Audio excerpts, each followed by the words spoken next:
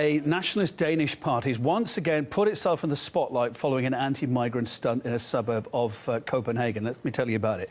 The group responsible here, called the Far-Right Danes Party, distributed these flyers that looked like a one-way airline ticket, and they were put in the post boxes of residents with non-Danish sounding names.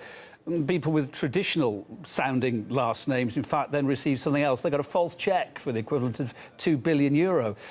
A lot of people are offended by this. The party claims that's the amount of money Denmark would save by expelling all non-Western residents. Copenhagen police had something to say about the controversial move too, of course.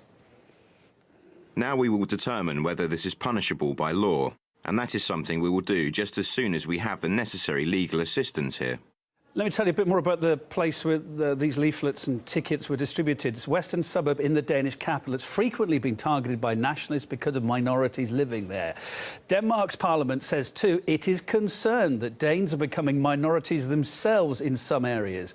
Let's discuss this with Mo Ansar, political commentator, and Iben Thrano, I'm a Danish journalist. Hi, guys. Thanks for your time today. Let me start with you, Mo. I've just highlighted the whole story here. Your initial thought? I think it's interesting because extremely if you travel not too far from there, straight to you, but yeah. Thanks. I think if you travel not far from there across to Copenhagen, to Malmö, to Gothenburg, and up the west coast of Sweden, you'll come to Oslo and you'll come to Norway. And it wasn't too long ago we saw far-right nationalist, Christian, crusader, clash of civilization narrative types like Anders Breivik massacre 100 people in Utøya and Oslo. The state of affairs with the rise of the far right in Denmark, across the Baltic region, across Scandinavia and the Nordic countries is getting increasingly worrying. Denmark's seen an increasing number of hard right, even further right than the Danish People's Party appearing on the scene and are continuing to agitate, to frighten and to stir up hatred in communities, and they're trying to create a popular movement, effectively leading to a purge of Muslims and refugees and immigrants in this part of Europe. Yeah, back to Denmark. Iben, this is happening in your country. What do you think about it?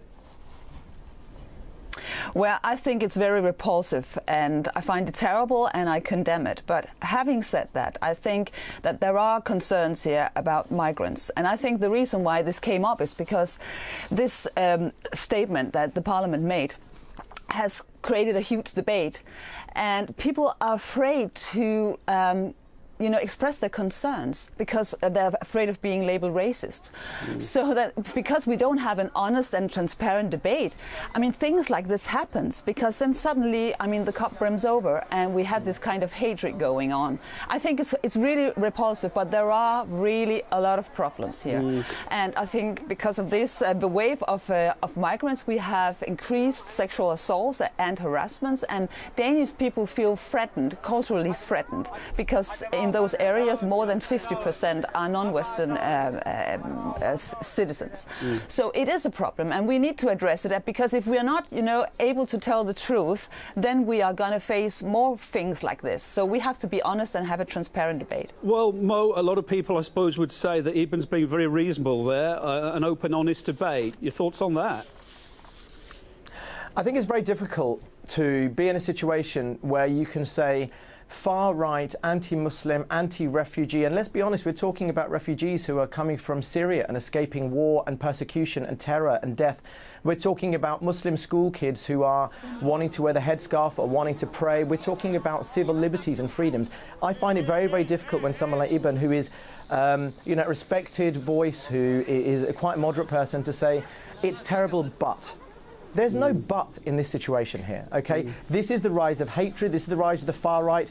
The difficulty we have is when we look at people like, I think it's Daniel Carlson, he's a former Nazi. When we look at Alex Aronson in the Danish People's Party, he was saying that the only worse thing than a devout Muslim is a convert. So he's saying white Danes who convert to Islam, they're somehow a threat to the West, they're somehow a threat to Danish life.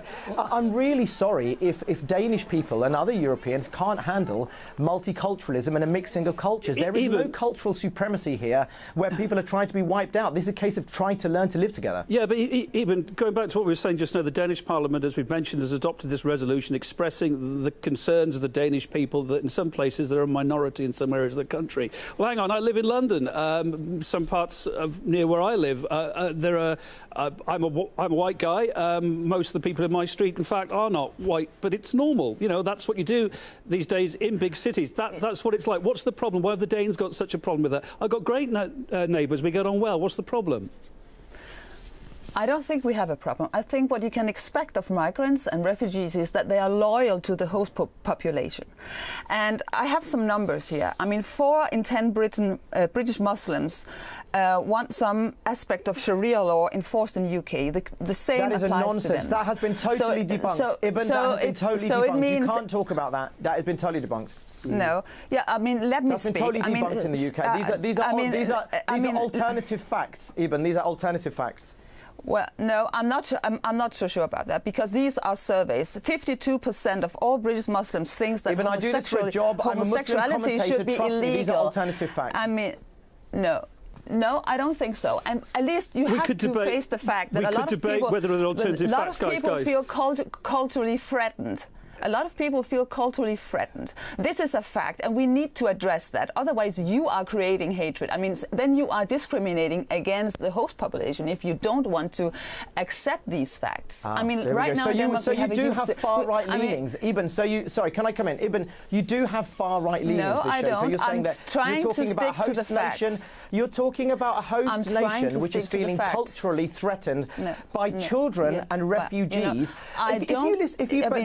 If you listen to people like Pernille Vernood, who is from the new right movement in Denmark, she's been talking about a headscarf ban, talking about increasing trade relations with Norway and the UK, and using the same kind of rhetoric that Trump uses, that UKIP uses, that Farage uses, which is saying, let's focus on trade, but at the same time, under the guise of trade, we're going to usher in some far-right, anti-migrant, anti-refugees, super and uber-nationalist sentiment, which is driving hysteria.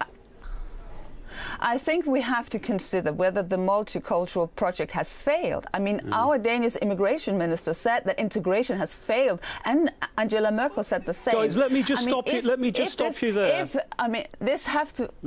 Let me just stop you there, because that's what I wanted to get on to next. Angela Merkel, the great proponent of this, just a year or two ago, the door was open. She's changed her tune of late. Let's listen to the way she's changed her tune. I'll come straight back to you guys. Those who flee misery, war, political oppression, we are responsible for helping them, whether we want to or not. Refugees are coming into Europe, and we are vulnerable, as we see, because we don't yet have the order, the control that we would like to have. What's the reason, I wonder, behind German Chancellor Merkel's U-turn there, do you think, Mo? She's had absolutely no choice. She's been cornered. Again, let's go to Mo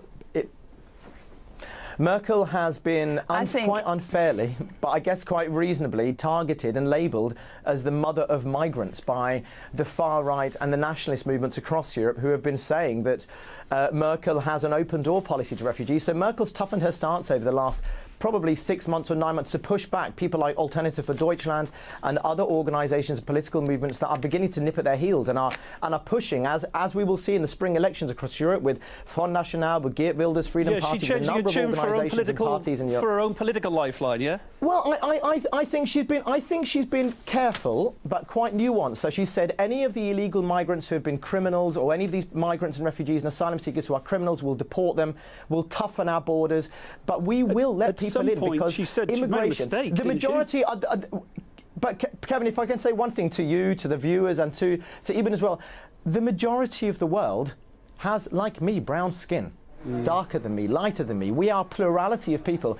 If we want to say that Europe somehow has to remain white, has to remain non-Muslim, has to remain Christian. When the world is changing and we're mixing and there are population flows all around, Professor Hans Rosling says that by 2100, the population of Europe will stagnate, whereas the populations of the Middle East, Africa, China, these places are going to double. What are we going to do? Say we build higher walls? We're not going to live in a plural, multicultural society? Are we going to make it like the Hunger Games? How do we want to live? And we've really got to start addressing some fundamental questions about what plurality, what multiculturalism looks like towards 2100, because I don't want our kids growing up in a society where we're saying we are scared of foreigners, we are rife with xenophobia, we are scared of Muslims, they are coming here for cultural supremacy, because these things are fear-mongering and we shouldn't give in to them. Ibn, back to you. Let's go back to this stunt pulled here, the sending out of these plane tickets, this one-way plane ticket, if you had a name that wasn't traditionally Danish. Should the Danish anti-migrant party be punished here by law? Well, first of all, I want to say that Danish people are not afraid of foreigners. But if this multicultural project has to succeed, we have to share the same values. And obviously we are not. I mean, right now we have a case with Muslims who do not want to take swimming lessons unless there is gender separations. It means that Danish people have to bend to Islamic laws. Also, in most of our kindergartens now, people there is served halal meat. So it means that, of course, if a small group of people, there are only 250,000 Muslims in Denmark, and we are 5 million, and they are able to impose those laws on us, which have different ideas, different values. So it's all comes down to values, and it's obvious that in the multicultural society, many people do not share the same values. I mean, the reason why America was such a success was because everybody shared the same dream about the American dream.